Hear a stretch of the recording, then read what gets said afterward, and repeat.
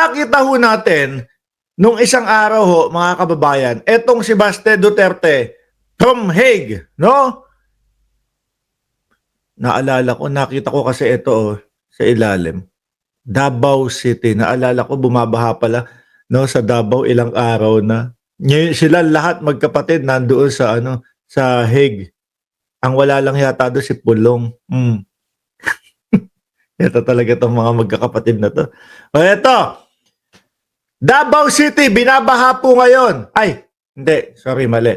Ito yung banat ni Baste Duterte, mga boss. No? Ano ba nangyayari dito? Ito po yung banat ni Baste Duterte, mga kababayan, kay General Torre. No? Sabi niya dito, I would admire this person if he did everything with due process. No? Kasi with due process. Technically, if you talk about the case or review what happened, what transpired during that time, yung ginawa kay FPRD with KOJC and lahat, he was only handpicked there by the administration because he is a top dog, nothing more than that. Kumbaga nga ho, mga kababayan, yung pagkaka-appoint daw po kay General Torre, no, ni ating presidente, ni ating presidente, na hindi po si Duterte ha, wala na po yun, laos na po yun, nakakulong na po yun, hindi na po ayun ang presidente natin. Naririnig nyo lang po sa mga DDS na Presidente Duterte, mga piling na lang po yan. No? In-appoint daw po ni Pangulong Bongbong Marcos si General Torre. Kumbaga, handpick na lang yan eh. Hindi dumaan sa legal na proseso, hindi dumaan sa tamang proseso yan. Ganon mga bossing. Wala naman daw po si General Torre. Kumbaga, gustong palabasin nung mahina ang kokote na anak ni Duterte na wala pong binatbat itong si General Torre, mga kababayan, kundi attack dog lang po. Ngayon mga boss, sinagot siya ni General Torre, mga kababayan.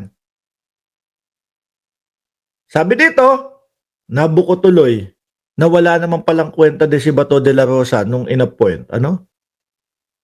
I just respect his decision and I respect his opinion. No? And rewind lang ng kaunti sa termino naman ng tatay niya. Naalala niyo ho yun, mga kababayan, nung in-appoint si Bato de la Rosa bilang chief PNP? Rewind lang ng kaunti sa termino ng tatay niya. Seriously speaking, it goes back to him. Babalik sa kanya yung kanyang mga sinasabi. Bakit daw ho, mga kababayan? Kasi the first chief PNP of his father is a 1-star na naging automatic 4-star. Tinanong ba ni Baste Duterte yun? Hindi. Naggaganyan ba si Baste Duterte? Hindi. Did he question that? Hindi ho, mga kababayan.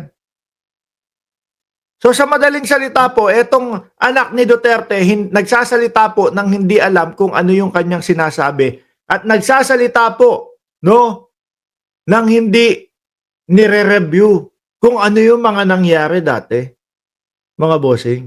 Basta, wala lang, basta sasabihin ko to, galit ako kay General Torre. Hindi niya alam, babalik sa kanya yan. Ako ho, mga kababayan, kapag ka nagbablog po ako, pinipilit kong isipin kung ano yung mga nasabi ko dati, kung magbabangga ba doon sa mga nasabi ko dati, sa mga sasabihin ko ngayon, upang sa ganon, kapag ka pinalitan ko yung statement ko o yung mga sasabihin ko, hihingi na ako ng patawag. Ito, ganito dati ang statement ko pero ngayon naiba na. Pero yung dito ho, mga kababayan, wala ho ito. No? Tipong salita lang ng salita ito dahil nga galit sila kay General Torre at kay Pangulong Bongbong Marcos. Biruin mo ba naman? No? Siyempre, yung mga yan, ang hiling niyan naku, makarma ka sana, Torre. Yun ang gusto niya, di ba? Dahil yan ang umaresto kay Buloyski at sa tatay nila. Makarma ka sana, Torre. Kaya lang ang nakikita, ang balik kay Torre, mga kababayan, positibo pa po. Ayun, na-promote pa. bilang Chief PNP, mga kababayan. Sabi tuloy ni Neng Gigi, tanga yang si Baste eh. Tanga ka pala, Baste eh. Para ding question niya si Bato nung ginawang Chief of Police. Isip-isip kapag may time, Baste. Oo, mga kababayan.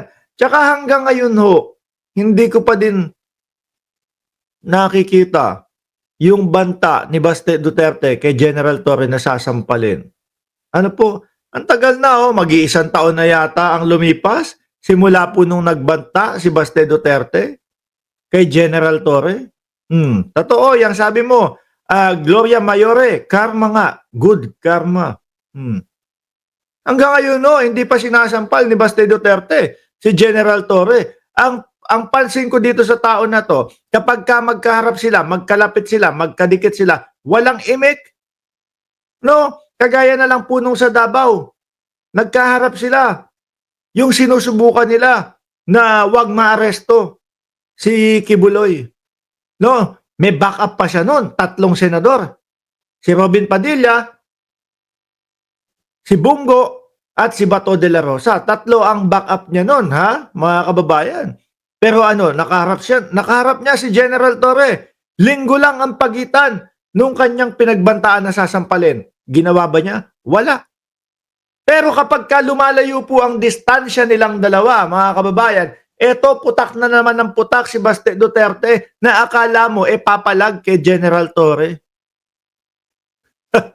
Siguro, ay wala, nasa Netherlands ako, nandito ako sa ICC, nandito ako sa The Hague, no? Malabo niya akong mapuntahan dito. Pag lumalayo ang distansya, mga kababayan, ayan, nagsasalita. Yung animoy o tipo bang matapang.